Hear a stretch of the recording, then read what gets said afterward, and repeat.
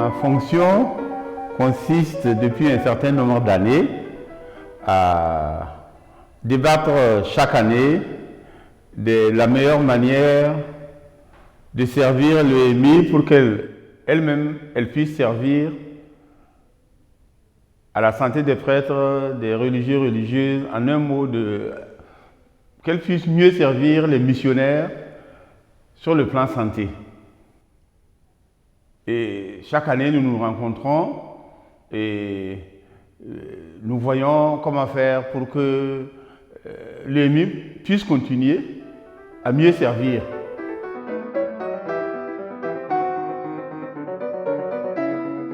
Au début, je n'ai pas choisi. C'est l'ancien administrateur au niveau de l'Afrique de l'Ouest, des évêques de l'Afrique qui m'a demandé de le remplacer et j'ai été élu donc ainsi au comité directeur. Et depuis que je suis là, je me rends compte que c'est quelque chose de très important. Que l'Afrique aussi soit représentée au sein du comité directeur pour débattre des problèmes de santé des missionnaires.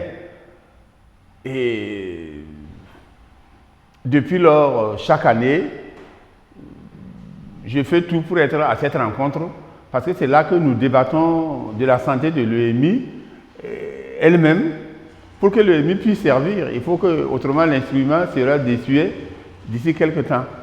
Donc chaque année, on se rencontre et on débat des différents problèmes qui se posent.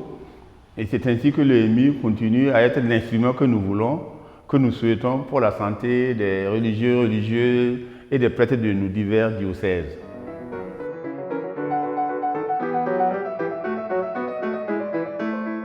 Le pape, il est évêque de Rome et il sait que l'un des devoirs des évêques, c'est de veiller à la santé de leurs prêtres. Donc si le pape encourage l'EMI, c'est par solidarité avec tous les évêques du monde qui ont, d'après le droit canonique, la responsabilité de la santé de leurs prêtres. Et il s'est rendu compte, on le lui a dit sans doute, que l'EMI travaillait beaucoup à la santé des prêtres à travers le monde. Même si pour le moment, ce n'est pas beaucoup en Amérique latine, au niveau de l'Afrique et d'ailleurs, et on a dû le lui dire.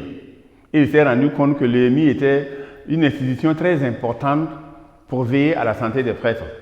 Et surtout aider les plus pauvres, les plus démunis, à pouvoir prendre soin de la santé des prêtres. Et je comprends que le pape encourage une œuvre de ce genre, parce que c'est une œuvre qui est très importante pour l'Église, et pour les prêtres, les religieux, religieuses, surtout dans les régions les plus démunies.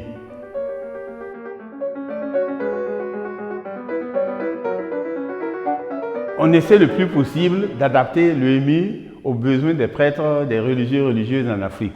Mais ce n'est pas simple, parce que la santé coûte cher.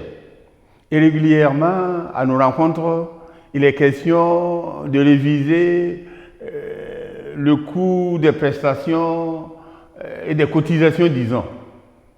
Et pour nous, en Afrique, on dit si on veut aider les plus démunis, les plus nécessiteux, il y a beaucoup de religieux ou même des prêtres, puisqu'il y a des diocèses qui sortent de l'EMI, on s'est dit, si on doit augmenter les cotisations chaque année, le taux, ça va être difficile pour nous. Mais en fait, si on ne le faisait pas non plus, l'EMI ne pourrait pas remplir son rôle. Parce que le coût de la santé, chaque année, ça augmente, c'est la vie. Alors, l'EMI a essayé de s'adapter en créant de nouvelles options pour être à la portée des plus jeunes, et je veux dire des plus démunis. Et à ce niveau, c'est pour cela que chaque année, il y a la rencontre. Et nous débattons de cela, comment faire pour être à la portée des plus démunis, à la portée des congrégations les plus pauvres en Afrique. Puisque jusqu'à présent, il y a des congrégations qui ne peuvent pas s'affilier à l'EMI, parce qu'elles n'ont pas les moyens. Mais l'EMI essaie de s'adapter même à ces congrégations. Mais malgré tout, il y a des congrégations qui ne peuvent pas adhérer à l'EMI et c'est dommage.